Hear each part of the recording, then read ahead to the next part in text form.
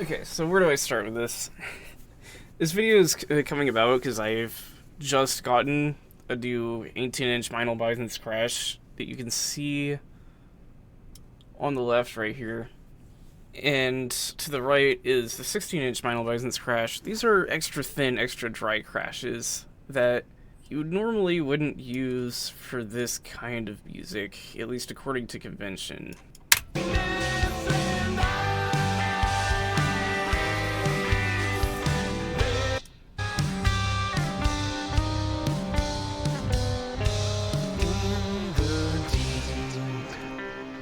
Now, why would I do such a thing? Why am I playing jazz cymbals for a hard rock song? There's a few reasons. I've made notes, because my first attempt doing this off the cuff was super rambly and messy.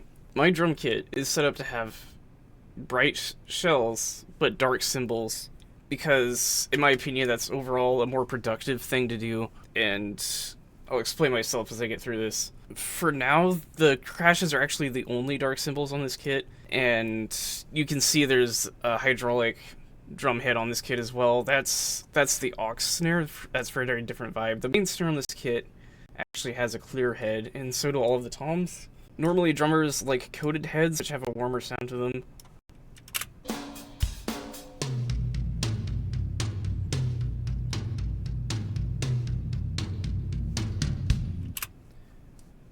I'm using naturally bright drums and naturally dark cymbals, because dark cymbals actually work better in cohesion in a mix, because the EQ moves made on the cymbals and shelves are mutually productive instead of counterproductive. And what I mean by that is, for example, when we're boosting top end on a snare, usually that makes shitty things happen.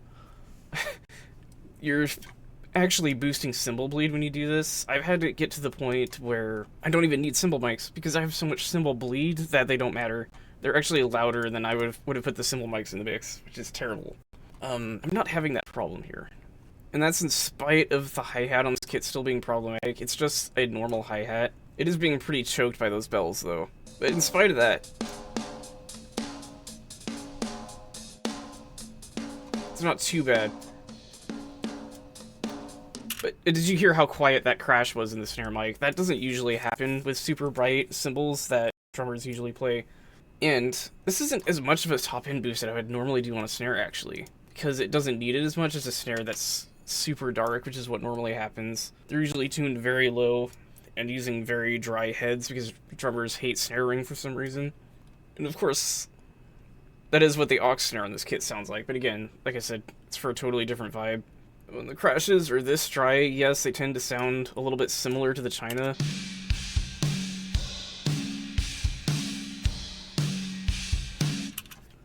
But I think that's because the people who decided that China goes with heavy music were onto something. When you have a cymbal that's all about that gash, gash, gash in the mids, it just sits back, but in a way that it's not like it's not cutting through at all.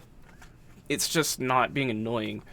So I'm actually fond of that similarity anyway. Plus it makes it less jarring when you suddenly hit a China. It sounds like it's coming from a different drum kit or some shit. And just more generally speaking, I actually prefer when cymbals sit in the back a little bit rather than cutting through.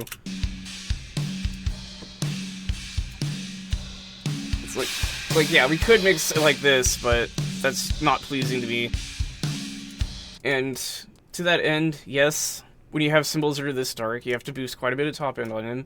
I'm actually both doing quite a bit of bass cut and high-end boost on my cymbal bus, as well as actually distorting them to get more overtones out of it even than that. And that might sound like, oh, so you're admitting they're too dark, you should have played a brighter cymbal. It's like, well, no, I'd rather be boosting on my overheads than cutting. Because listen to what it does to my drum shells.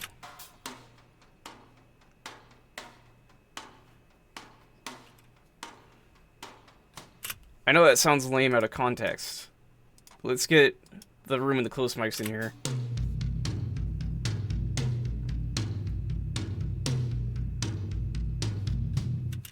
And then no cymbal. It gets duller. Now imagine if, instead of boosting here, let's just make these filters negative. What if my cymbals are like really freaking bright and these actually have to be cuts now?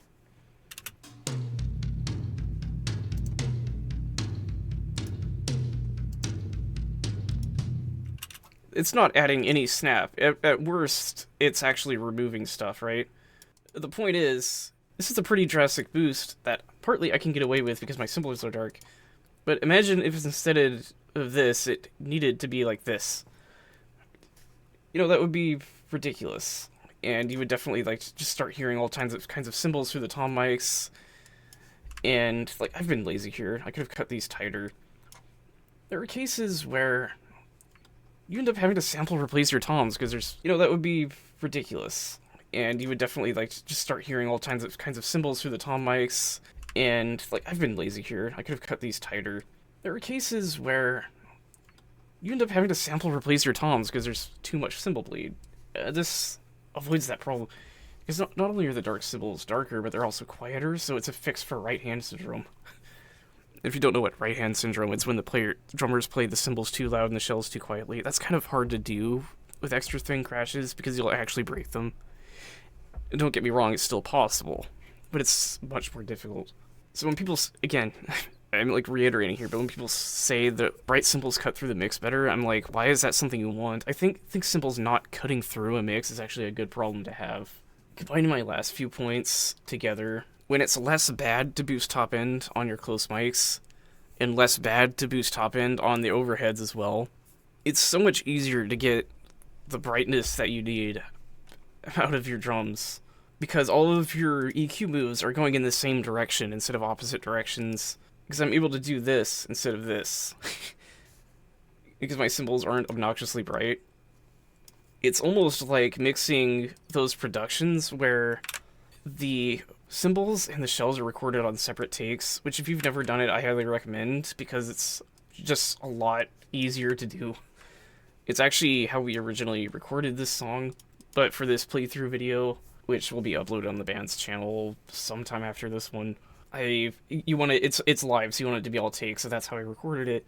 And honestly, mixing it wasn't that different. I didn't have to do a lot of the usual tricks, like it's all just compression and EQ on most of these tracks, some saturation on a few of them, and it was fine. I felt like I wasn't wrestling with cymbals for once.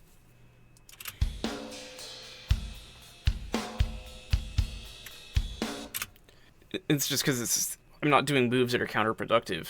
It's all mutually productive. And in fact, when you're able to, like, put the same EQ move on everything, that means you could also, if you wanted to, take the top-down mixing approach.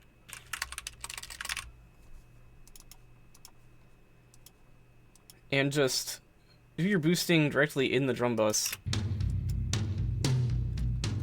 Because it's not like it's going to be a wrong choice anywhere except for maybe the room mics, right? Let's go to a part where there's cymbals.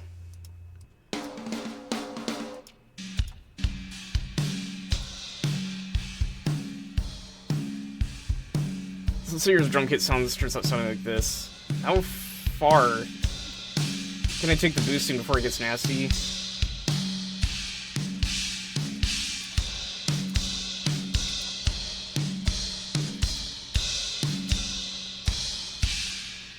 Like, that's 6 dB on a bus, and I don't hate that. And so, yeah, in conclusion, I just think it's easier to mix a drum kit that's set up like this, and I think the bright cymbals and warm-sounding heads approach is a little bit bass-ackwards. I'm sure I'm not the only one that's come to this realization. I mean, I've heard these sandy-looking crash cymbals are actually in vogue. I got the idea to comment on this topic because I've seen some producers complaining about them. It's like, why are these so popular? They're not bright enough, blah, blah, blah. Again, it's just a good problem to have, in my opinion. I don't want to have to cut highs on my cymbals, because then I have to compensate it elsewhere. You're never, again, unless you're actually recording the takes separately, you're never just mixing one element of the kit, you're always mixing the whole kit from multiple perspectives, because the bleed is just a thing. We have ways to minimize it, but I think it sounds more natural if you're able to work with it instead.